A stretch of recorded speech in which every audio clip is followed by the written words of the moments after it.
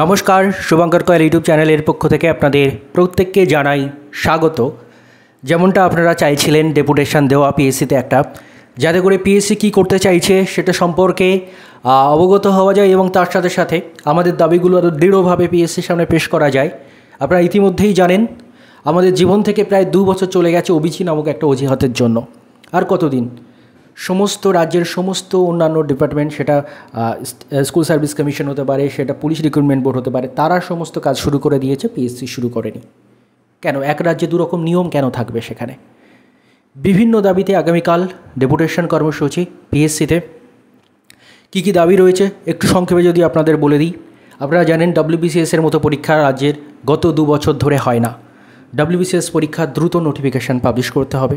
এছাড়াও পিএসসি অনেক indicative notification, যেটা 2024-এর লাস্টের দিকে একদম দিয়েছিল, সেখানে নতুন পিএসসি মিসলেনিয়াস, নতুন পিএসসি ক্লার্কশিপের নোটিফিকেশান, আইডিওর নোটিফিকেশান, অর্থাৎ industrial development officer, MBI motor vehicle inspector থেকে শুরু করে অ্যাসিস্ট্যান্ট মাস্টার, অ্যাসিস্ট্যান্ট মিস্ট্রেস থেকে শুরু করে এক গাদা নোটিফিকেশান তারা সেই সময় জারি করেছিল।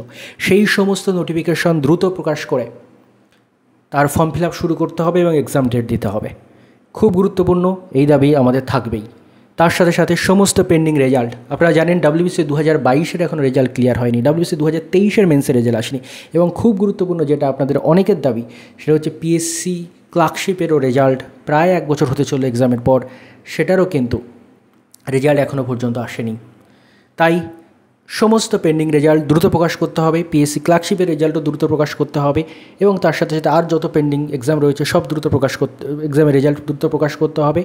আরও গুরুত্বপূর্ণ দাবি সেটা হচ্ছে প্রত্যেকটা পরীক্ষায় নিরাপত্তা কঠোর করতে হবে, যাতে কোনো রকম কোনো দুর্নীতির সুযোগ না থাকে, এবং তার সাথে সাথে বিভিন্ন পিএসসির পরীক্ষা, সেটা ক্লার্কশিপ, মিসলেনিয়াস, ডব্লিউবিসি ইত্যাদি বিভিন্ন এক্সাম, সেগুলোতে আমরা বিভিন্ন সময় খেয়াল করে দেখেছি যে মেন্সের মার্কসের কিন্তু একটা বিশাল অসামঞ্জস্য থাকে। মানে বলা যায় যে কিছু পরীক্ষার্থী একটানা বেশি নাম্বার পেয়ে যাচ্ছেন, কিছু পরীক্ষার্থী একটানা কম নাম্বার পেয়ে যাচ্ছেন, অনেকে অত্যন্ত কম নাম্বার পাচ্ছেন, অনেকে অত্যন্ত বেশি নাম্বার পাচ্ছেন। এর মধ্যে একটা সাম্যতা, মেনের খাতা দেখার একটা নির্দিষ্ট রুলস, একটা সাম্যতা যাতে থাকে সেটা। এবং খুব গুরুত্বপূর্ণ, আমাদের একটা রিক্রুটমেন্ট হতে 5 বছর লেগে যায়, আমাদের দাবি একটা রিক্রুটমেন্ট 1 বছরের মধ্যে যেন কমপ্লিট করা হয়।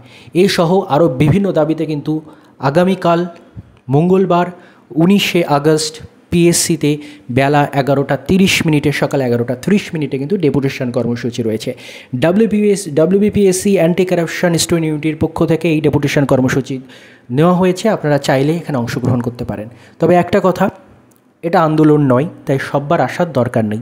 আপনারা এখন বাড়িতে থাকতে পারেন এবং বড় আন্দোলনের জন্য নিজেদের প্রস্তুত করতে পারেন, কারণ হয়তোবা বড় আন্দোলনে নামতে হতে পারে আমাদের, কারণ আমাদের দাবি কিন্তু বিভিন্ন ক্ষেত্রে, অনেক ক্ষেত্রেই মানা হচ্ছে না, যেমন ওবিসি ইস্যুতে রাজ্যের বিভিন্ন পরীক্ষা বন্ধ ইত্যাদি। এই সব দাবি মানাতে গেলে অবশ্যই আন্দোলনে নামতে হবে। তার জন্য যদি মনে করেন কালকে আপনারা আসবেন না, কোনো সমস্যা নেই, আমরা কয়েকজন মিলে গিয়ে ডেপুটেশন দিয়ে আসতে পারবো।